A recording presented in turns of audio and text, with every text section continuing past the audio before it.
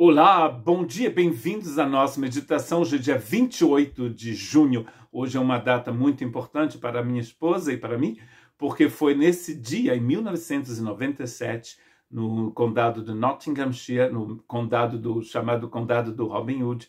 Foi neste condado em que nós nos casamos, neste dia 28 de junho de 1997.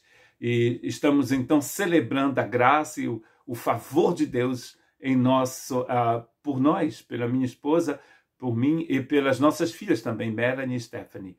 E eu gostaria então nesse dia muito especial para mim e para minha esposa, meditar com vocês sobre um texto de Jesus que fala do amor, que também foi a mensagem do domingo passado aqui na nossa igreja. Amarás o Senhor teu Deus de todo o teu coração, de toda a tua alma, de todo o teu entendimento. É o primeiro e o maior mandamento, e este é o segundo, que é semelhante a este: amará o teu próximo como a ti mesmo. Este texto de Mateus capítulo 22 ele vem, na verdade, de um contexto muito interessante, quando dois grupos de religiosos estão tentando armar uma cilada para Jesus, os fariseus e os saduceus. Não sei se você conhece a história dos fariseus e dos saduceus, são duas seitas do judaísmo da época de Jesus. Os saduceus, na verdade, a crença deles estava ligada a tudo que era em relação ao templo de Jerusalém, por isso que a partir do ano 70, quando o templo de Jerusalém foram destruídos pelos romanos, a seita dos fariseus não fazia mais sentido.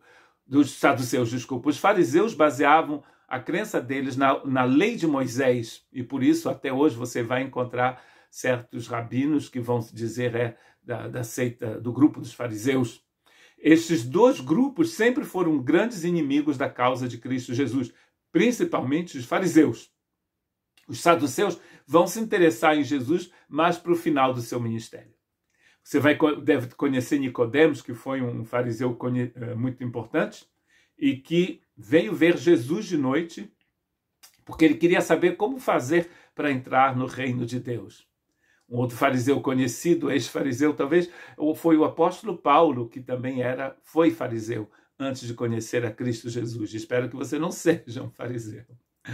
Vamos ler então os outros versos em Mateus capítulo 22, a partir do verso 34. Os fariseus ouviram que Jesus havia feito calar os saduceus. Eles se reuniram e um deles, o mestre da lei, fez-lhe esta pergunta para experimentá-lo, ou seja, para armar uma armadilha para Jesus. Mestre, qual é o maior mandamento da lei? Jesus respondeu-lhe: amarás o Senhor teu Deus de todo o teu coração, de toda a tua alma e de todo o teu entendimento. Este é o primeiro e o maior mandamento. Aqui está o segundo, que é semelhante a este: amarás o teu próximo como a ti mesmo. Destes dois mandamentos dependem toda a lei e os profetas. Como podemos amar Deus como Ele nos ama?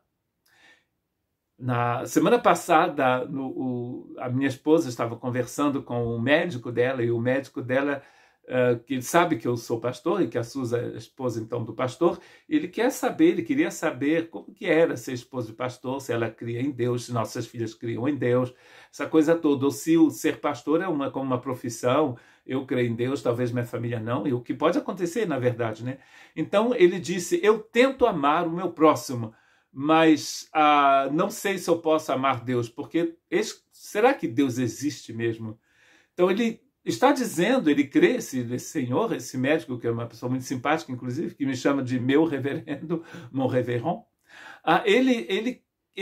o que ele está dizendo é que muitos franceses, a maioria dos franceses, e talvez muitas pessoas no mundo, dizem: o importante é amar o seu próximo, não é? Você deve ter ouvido isso, você mesmo já deve ter falado isso. O importante é amar o seu próximo. Na Bíblia, na língua utilizada para escrever o Novo Testamento, existe aproximadamente 7 a 8 palavras diferentes para a palavra amor. E o amor que Jesus utiliza, a palavra que Jesus utiliza, que Paulo utiliza, não é um amor qualquer, não é amor de mãe, não é amor de amigo, não é amor eros, não é sexo. Jesus está falando aqui de um amor divino. Com este amor divino, você pode amar a você mesmo, amar a Deus, o seu amigo, o seu inimigo. Não é um amor qualquer. Como eu posso amar a Deus sem amar, como eu posso amar o próximo sem amar a Deus? Inclusive aqui, Jesus está dizendo que você nem é possível, na verdade, você amar a você mesmo. E se você ama a Deus, você ama você mesmo e você vai amar o próximo. Isso é muito fácil, eu creio, de entender, porque esse amor é o único amor que entra no seu coração, no seu espírito, e que vai te impulsionar a amar a Deus. Como seria possível você amar a Deus se você não ama a si mesmo?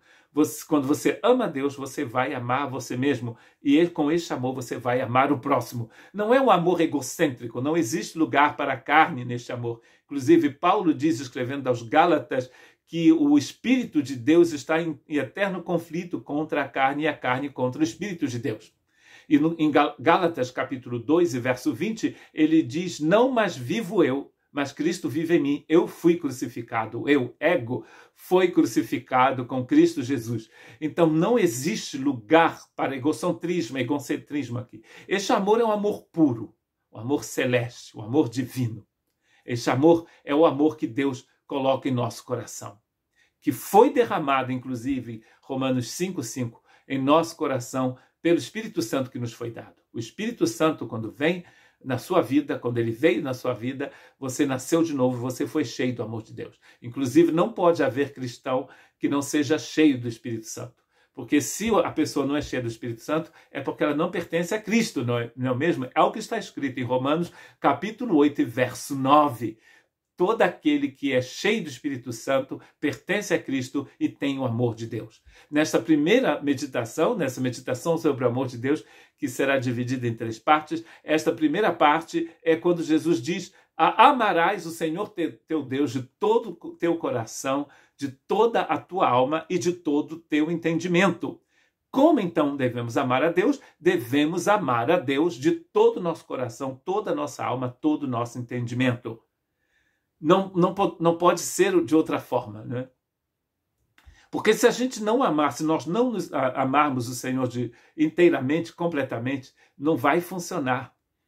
Com tudo que vem de Deus, não funciona. Não sei se você já ouviu aquele shot, um CD que um amigo meu me deu quando eu estive no Brasil há muitos anos atrás, chama Shot Santo. Eu fui quase crente. Já ouviu isso? Ouça então no YouTube, é muito interessante. Quando eu era quase crente, eu quase me converti, quase preguei, quase isso, quase aquilo, quase fui salvo. Percebe? Quase não funciona com Deus. Ou é tudo ou é nada. Ninguém pode, de Jesus, servir a 2 mestres, pois ou ele odiará um, ou odiará o outro, ou ele se apegará a um, ou desprezará o outro. Desculpa, ou odiará um ou amará o outro, ou se apegará a um ou desprezará o outro. Você não pode servir a Deus e a Mamon, de Jesus em Mateus 6:24. Você não pode servir a Deus e a Mamon. Não tem como você servir a Mamon aqui, que é uma tradução, eu creio, do aramaico da palavra riqueza. Você não pode servir a essa potestade chamada riqueza e servir a Deus. Não sou eu que estou dizendo. É Jesus quem está dizendo. Você não pode. Já leu o livro de Apocalipse? Leia o livro de Apocalipse e você vai ver uma coisa interessante. No livro de Apocalipse, tudo que é 7 é divino. 3,5 não é bom. Jesus tem 7 olhos, 7 chifres, que quer dizer força, né? Sinônimo de força. 7 poder, ou seja, todo poder. O próprio livro de Apocalipse é dividido em 7 partes. Jesus tem 7 igrejas. Interessante, não é? Tudo é 7. Agora, 3,5 não é bom. 30 minutos de silêncio. Não 60, mas 30. Não pode ser a eternidade, porque está incompleto. Quando está incompleto, não é bom. Que outro mestre você tem na sua vida? Eu teria na minha vida. Eu fiz uma lista de mestres e ídolos que poderíamos ter, e quando eu fiz essa pergunta na igreja, no domingo em que eu preguei esta mensagem, na minha igreja aqui na França, as pessoas levantaram a mão e disseram dinheiro, sexo. Todo mundo disse dinheiro, sexo, dinheiro e sexo. Poder, dinheiro, sexo. Sempre vem esse triângulo, né? Dinheiro, poder, sexo. Os 3 são misturados, na verdade, né? Tem pessoas que utilizam o sexo como arma ou o dinheiro como arma. Eu creio que o maior inimigo que nós temos nem é o diabo, somos nós mesmos. É por isso que Paulo diz, eu fui crucificado, o ego foi crucificado. E a carne, como já já disse, a carne e o Espírito Santo são coisas que não podem se misturar, não se misturam. O inimigo já foi vencido na cruz do Calvário. Mas o seu ego, o meu ego, precisa estar crucificado com Jesus. Depois você pode ver dinheiro, prosperidade. Tem gente que segue a Cristo para ter prosperidade. Olha que coisa absurda, quando o ensinamento do Cristo é exatamente o contrário, se desprender das coisas. Paulo diz, você tem como se não tivesse, possede como se não possedesse. Deus não quer que você passe fome, mas se você segue a Deus para se enriquecer você precisa trabalhar. Não siga a Deus para se enriquecer, porque a maior riqueza que você pode ter servindo a Deus, você já recebeu. Efésios capítulo 1, verso 3. Nós já fomos abençoados com toda a sorte de bênçãos espirituais nas regiões celestiais em Cristo Jesus. E nele fomos escolhidos antes da fundação do mundo, diz o verso 4 de Efésios capítulo 1. Algumas pessoas, inclusive aqui na Europa, é muito importante a segurança. Na França, a comida, a gastronomia é uma idolatria. Delicioso, né? Mas uma idolatria. Pode ser uma idolatria. Os relacionamentos, a família, os amigos. Se você coloca Deus no centro da sua vida, tudo vai girar legal, de uma forma boa. Já viu a visão do trono de Deus em Apocalipse capítulo 4? O trono de Deus está no centro e todo o resto está ao redor. Como ao redor de uma estrela, como a nossa estrela, o Sol, que inclusive está brilhando nesses primeiros dias de verão aqui na Europa, brilhando de uma forma intensa. Todos os planetas, os satélites dos planetas, os meteoros, esqueci o nome dessa coisa que circula também por aí, com cauda, tudo isso está girando em torno da estrela. Mas a estrela, ela mesma, com tudo isso, está girando ao torno do centro da galáxia. E muitos creem que as galáxias também estão girando em torno de algo maior, que muitos chamam de o grande atraidor. The Great Attractor. Está atraindo essas coisas. Quem atrai? Você é atraído por quem? Que Deus atrai a sua vida. Você ama Deus de todo o seu coração? Se você não amar de todo o seu coração, você vai dar a metade para Deus e a outra metade para outra pessoa.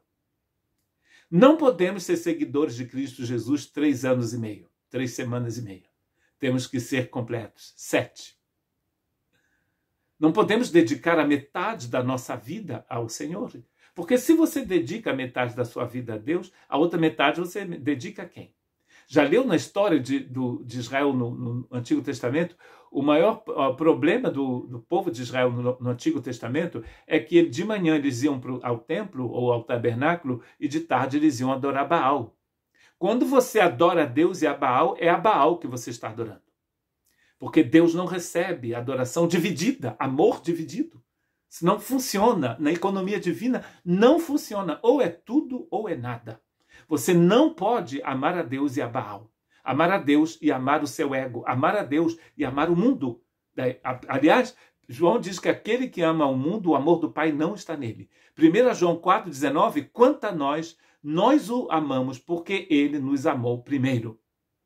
E o amor que os evangelhos estão utilizando, os evangelistas utilizaram, que João utiliza nas suas epístolas, que Paulo utiliza também nas suas epístolas, é o amor de Deus, ágape. É um amor sobrenatural, é um amor extraterrestre. Não é humano, é o amor de Deus. Você só pode conhecer este amor se você conhecer a Deus. É por isso que Paulo, quando ele ora pelos Colossenses, no capítulo 1, verso 9, ele diz, eu oro para que vocês sejam cheios do conhecimento da vontade de Deus. Depois disso, você vai ver no texto de Colossenses que eles vão produzir frutos e, inclusive, no final, eles vão continuar conhecendo a Deus. Por quê? Porque eles conhecem a Deus. Eles têm um relacionamento com Deus. É assim que nós podemos conhecer o amor de Deus. Que Deus te abençoe.